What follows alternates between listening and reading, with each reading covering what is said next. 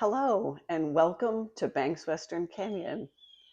In today's episode, we are going to discuss the top 5 things to know before diving into one of the world's most ancient works of literature, the Epic of Gilgamesh.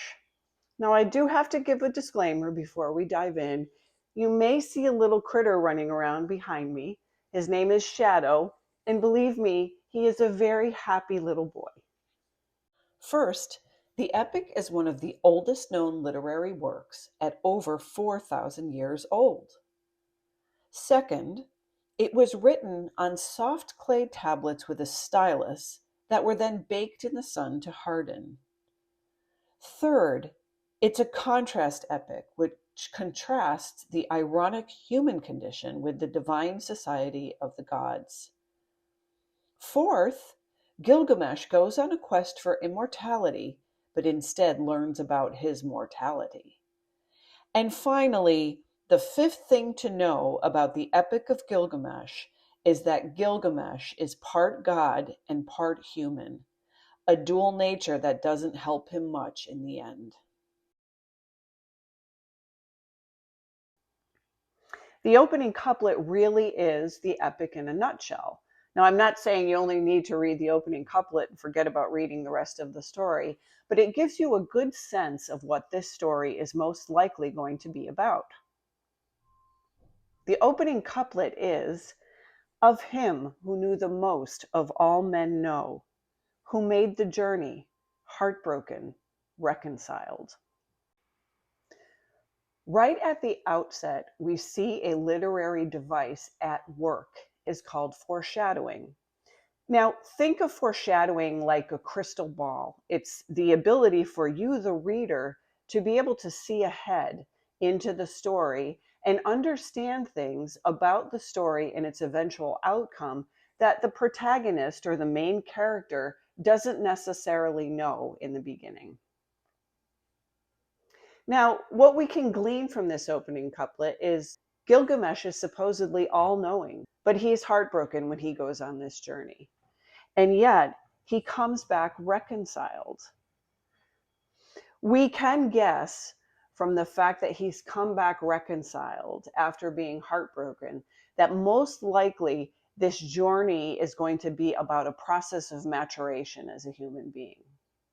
Now, we know, because it's called the Epic of Gilgamesh, an epic really means a quest for something. It might be a quest for knowledge, a quest for love, whatever the case may be, but it is a quest, which usually involves a hero of some sort. And finally, we know that this is about a man and not a god. So perhaps, could this be a quest for learning about how to live forever? Because if Gilgamesh were a god, he wouldn't need to go on this quest for knowledge about how to live forever, because the gods are immortal.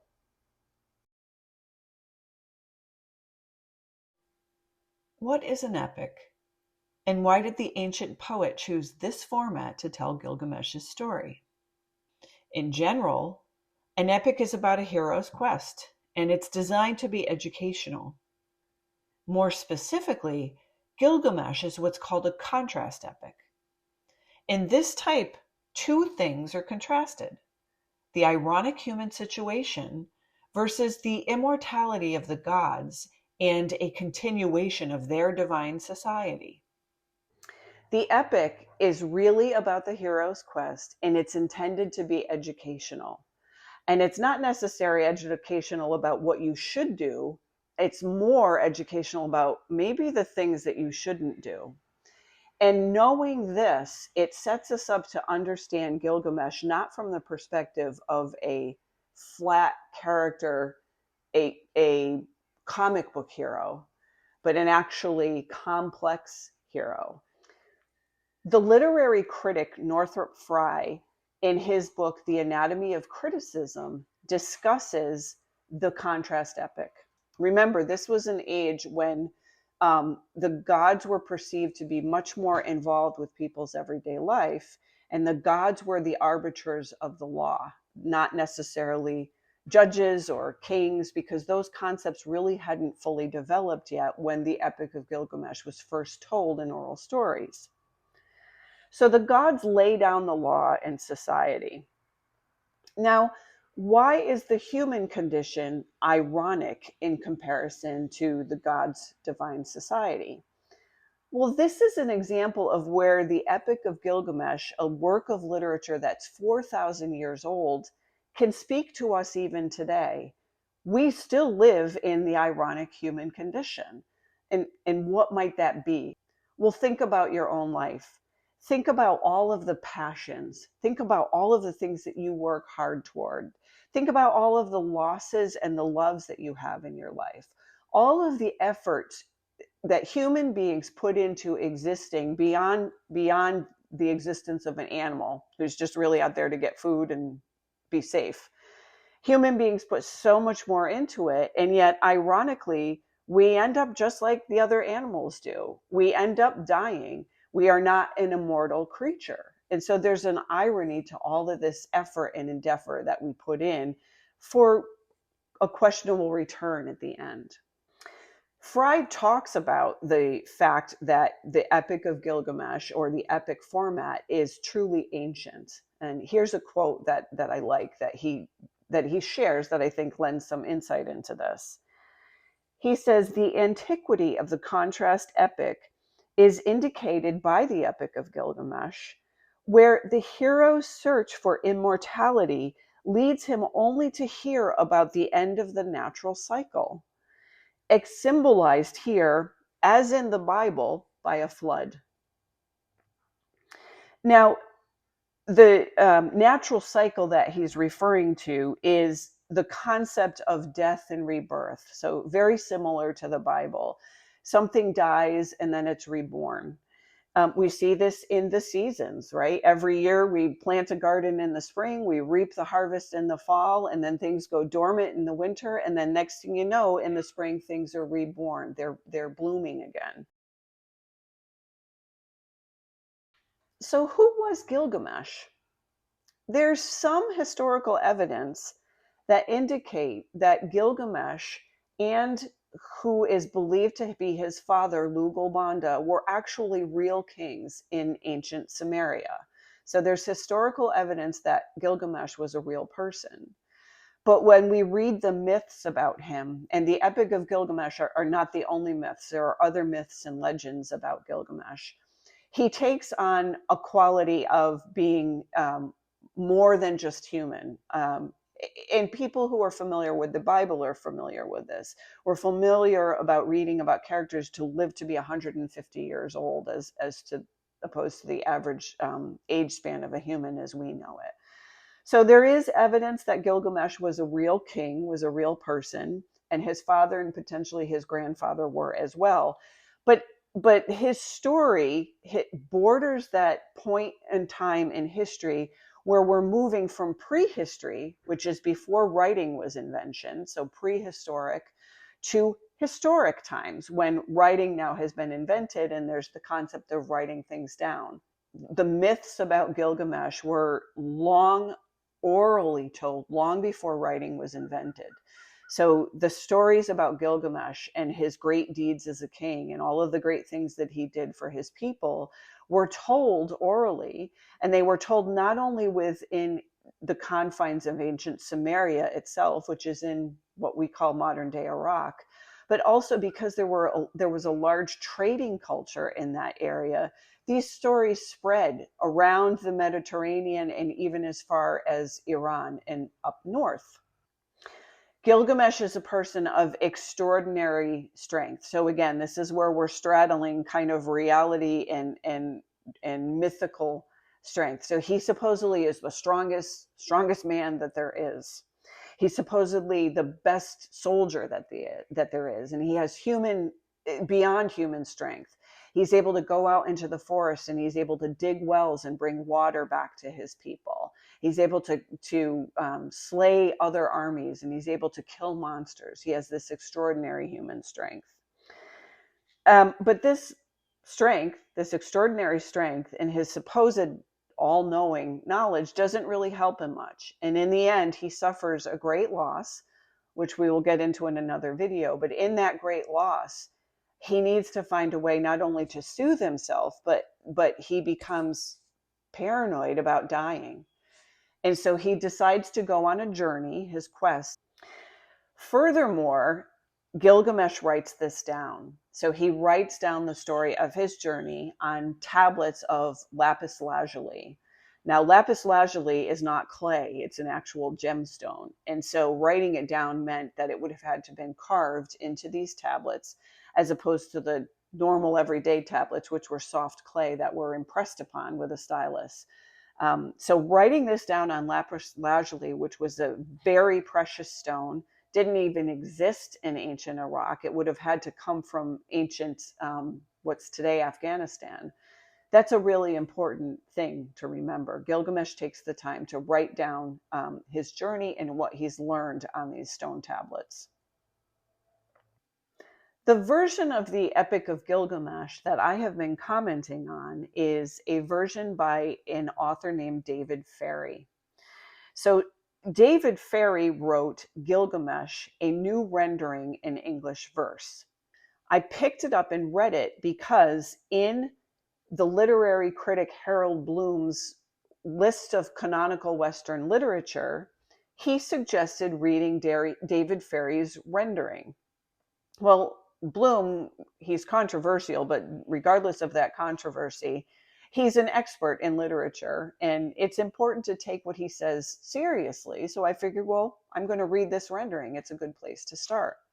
But I wasn't really sure what rendering meant. What's the difference between a rendering and a translation? Before we can understand the difference between a rendering versus a translation, we actually have to take a step back a little bit and understand the format that Gilgamesh comes to us in.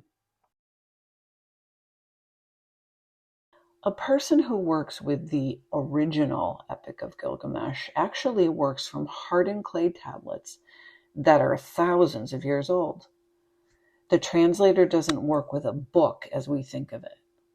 And instead, the translation proceeds from fragments of tablets.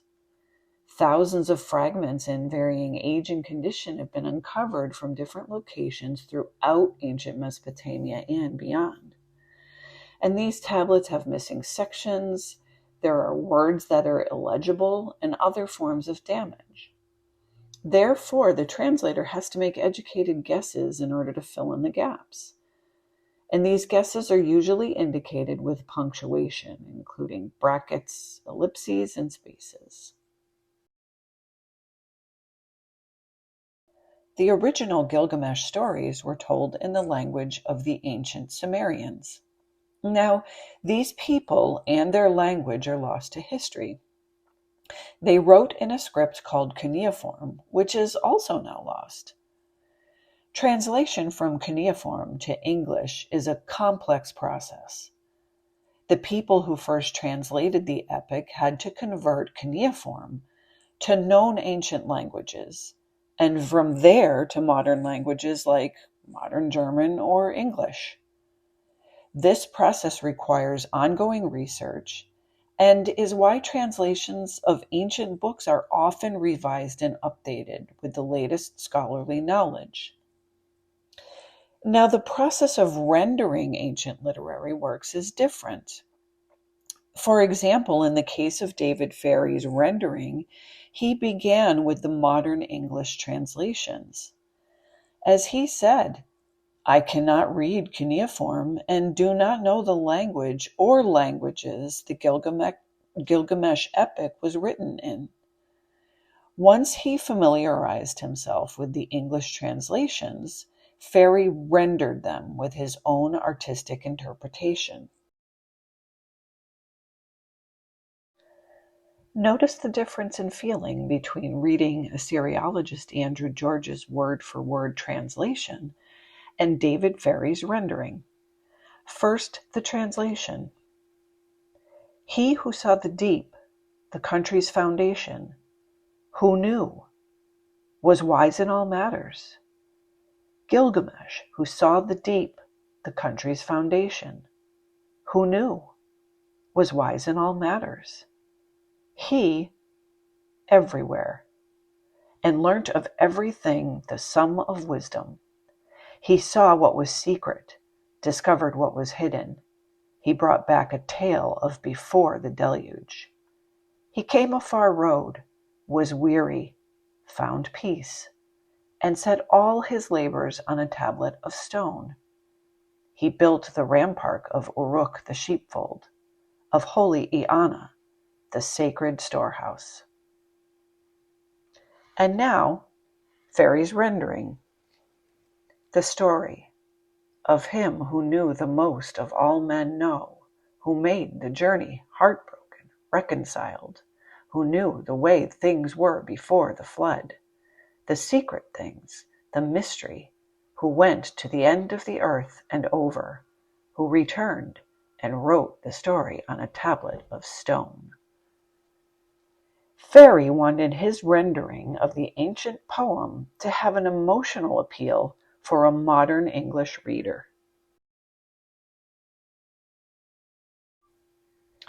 One of the ways Ferry achieves feeling is by poetic meter. He uses a metrical form called non-rhyming heroic couplet. The basic metrical form is iambic pentameter, which means that there are 2 lines, couplets, of 10 syllables each. The first syllable is unstressed, and the second is stressed, forming a rhythm of ta-tum, ta-tum, ta-tum, ta-tum, ta-tum. We can see this in the following couplet, where I've added capitalization to show the rhythm. He built Uruk, he built the keeping place of Anu-An-Ishtar, the outer wall. Now, of course, I'm exaggerating the stresses here, but it points out the rhythm. Scholars don't know what, if any, meter the ancient Sumerians or Babylonians used.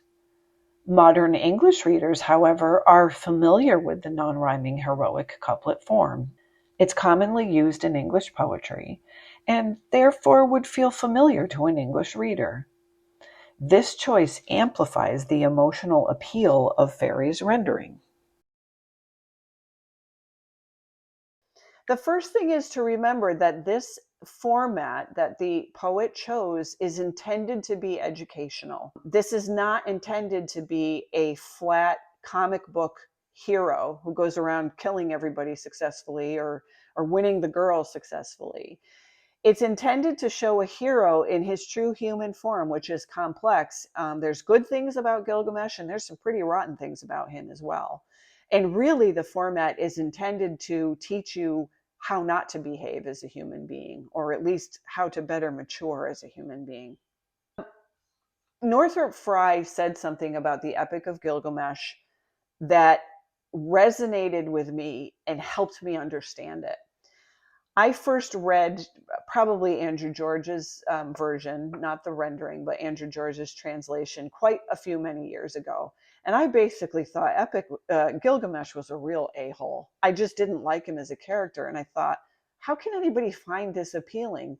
He goes about and does these just really crude, rude, and horrible things. How could anyone find this appealing? And then I read Northrop Frye's Anatomy of Criticism, and Frye talks about the heroic format, and he says the heroic format is designed to have what he calls a dingy hero. And that immediately resonated with me. Oh, dingy. He's intentionally supposed to be kind of this jerk. He's not supposed to be this perfect comic book hero. He's supposed to be a jerk because otherwise, how could we learn anything from him or his story? I really hope you enjoyed this video, and I hope that you take inspiration from it to read the Epic of Gilgamesh yourself, whether you read Ferry's rendering or a translation or both. If you enjoyed this video, please like, please subscribe, and please leave a comment. Have you read the Epic of Gilgamesh? And are there other tips that you think other readers should know before they dive into this ancient work of literature? Thank you very much for watching, and I hope to see you in the next video.